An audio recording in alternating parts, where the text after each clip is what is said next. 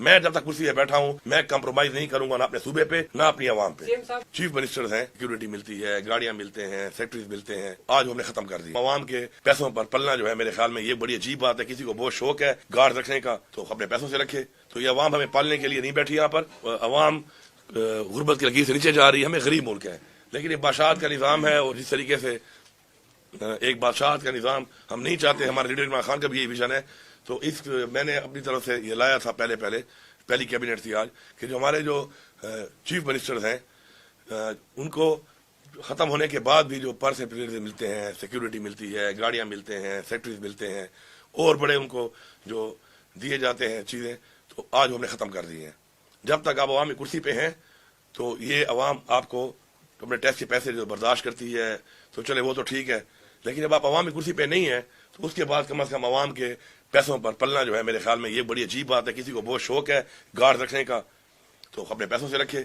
اور ایسے آپ اقدامات کرتے ہی کیوں ہیں آپ کہ بعد میں آپ کو گارڈ بھی چاہیے, کرسی ہٹنے کے بعد بھی چاہیے اور چاہیے بھی عوام کے ٹیکس کے پیسے پر.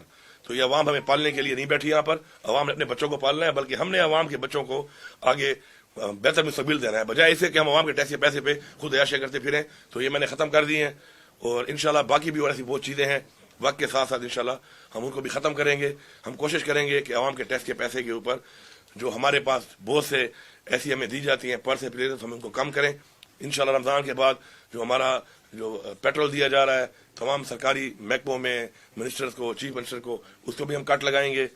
اسی طرح جو ہمارے بجلی کے بل ہیں ہمارے گھروں کے, ہمارے دفاتر کے, ان کو بھی ہم کٹ لگائیں گے. اور اگر کسی کو بہت شوق ہے کہ اس کے باوجود بھی وہ اسی عیاشی کے ساتھ رہنا چاہتا ہے, بادشاہت کے ساتھ رہنا چاہتا ہے, تو بہتر ہے کہ اپنی جیب سے پیسے لگائے.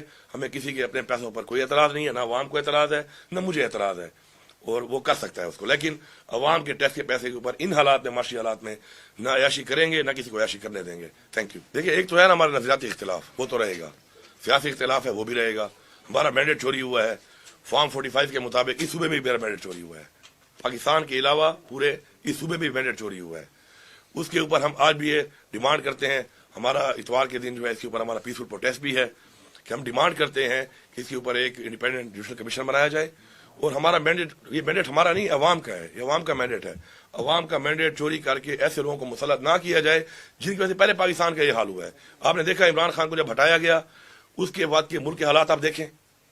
ڈالر کا کیا ریٹ تھا, پیٹرول ڈیزل کا کیا ریٹ تھا, کھانے پینے کی اشیاء کا کیا ریٹ تھا, بجلی کا یونٹ کتنے کا تھا, روزگار کتنا تھا, انڈسٹری کتنی چل رہی تھی, کاروبار کی کیا نوعیت تھی اس پورے ملک کے اندر. اس کے علاوہ آپ کے ایکسپورٹ کی کیا پوزیشن تھی.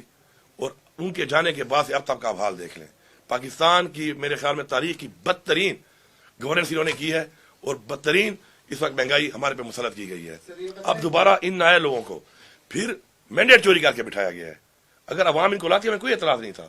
اور ہم کیا کہہ رہے ہیں, ہم کہتے ہیں فری اینڈ فیئر اب کمیشن بنائیں اور یہ ہمارے فارم 45 پہ رزلٹ ہے اس کے مطابق ہمیں اپنا حق دیا جائے, عوام کو حق دیا جائے. دوسری جو آپ نے بات کی, اب جیسے بھی ہے اب وہ بیٹھ گئے ہیں. ہم اپنا مینڈیٹ چوری ہوا ہے اس کی آواز قانونی طور پہ اٹھاتے رہیں گے, حق مانگتے رہیں گے. ساتھ ساتھ اب جو بیٹھ گئے ہیں تو جو آپ کہہ رہے ہیں کہ اس کے لیے جو ہمارا ورکنگ ریلیشن ہے ظاہری بات ہے ہمیں رکھنا ہے. ہم چلیں گے, ہمارے جو حقوق ہیں, ہماری جو چیزیں ہیں صوبے کی, ان کے حوالے سے ہم بات بھی کریں گے, ہم بیٹھیں گے بھی صحیح. ہم ان کے ساتھ بیٹھ کے بات چیت میں ان کے اوپر پریشر نہیں ڈالتے اس طرح کا کہ ہمیں فوراً دے دو. ہم پاکستان کے حالات کو دیکھ کر, فیڈرل گورنمنٹ کے حالات کو دیکھ کر ان کے ساتھ بیٹھ کے ہماری جو معاشی ٹیم ہے وہ معاملات طے کرے گی. لیکن یہ کوئی نہ سمجھے کہ ہمیں جو ہے وہ اسی طرح ہی پہلے کی طرح یہ کر کے کرتے ہیں اور لارے لپے دیے جائیں گے. لارے اشاروں میں ہم آنے والے نہیں ہیں. میرے صوبے کا جو حق ہے, میری عوام کا جو حق ہے, میں مانگتا ہوں بائی ہوک اور بائی کروک مجھے دینا پڑے گا. ہاں, اس کے لیے بیٹھ کے معاملات طے کرنے کو بھی میں تیار ہوں. میں آپ کے معاشی حالات کو دیکھتے ہوئے آپ کو ریلیکس کرنے کو بھی تیار ہوں. اور اس لیے میں آپ کو کہہ رہا ہوں کہ مجھے کچھ پیسے اس بات میں دیں, کچھ پیسے خیر ہے میری کٹوتی آپ کریں, لیکن میری بجلی کا جو یونٹ ہے وہ میں آدھا دوں گا. آپ پیسے کاٹیں, میرے قرضہ تو اتار رہے ہیں آپ نے میرا. اسی طرح گیس میں بھی آپ نے جو اتنی مہنگی کر دی ہے میں 50% آپ کو دینے کو تیار ہوں. میری عوام جو ہے اس کو آپ یہ فیسلٹی اور یہ میں سبسڈی دوں گا اور یہ آپ کو دینی پڑے گی. تو میں ہر طرح کے معاملات کے لیے عاجزی کے ساتھ, خاکساری کے ساتھ آگے چلنے کے لیے ریلیکس ماحول میں ان کو ہر طرح کی آفر دینے کو تیار ہوں. لیکن اگر ان سب باتوں کے بعد کوئی یہ سمجھتا ہے کہ کوئی ڈنڈے کے زور پہ یا پہلے جس طریقے سے انہوں نے حرکات کی ہیں हमारे साथ आपके सामने है, मैं डिटेल में नहीं जाता, हमने आगे बढ़ना है। मैं पिछली बातों को अगर रिपीट करता रहा, उनमें लगा रहा, तो मेरे ख्याल में हम आगे नहीं बढ़ सकते। किसी का अगर ये ख्याल है कि ऐसी पॉलिसी इख्तियार करके हमारा मुंह बंद किया जाएगा, हमारा रास्ता रोका जाएगा, तो ये इनकी भूल है। मैं क्लियर बता रहा हूँ, मैं जब तक कुर्सी पे बैठा हूँ मैं कंप्रोमाइज नहीं करूंगा, ना अपने सूबे पे ना अपनी आवाम पे। 3 घंटे शहरी के टाइम और 3 घंटे अफ्तारी के टाइम।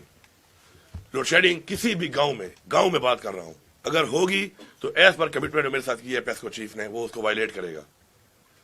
ये पूरी मैं सूबे को ये पैगाम दे रहा हूं, और आपने आवाज उठानी है इसके लिए। मुझे पता नहीं चलेगा जब तक आप आवाज नहीं उठाएंगे। मैं फिर रिपीट कर रहा हूं, आप मेरी टीम है, आप मुझे बताएंगे।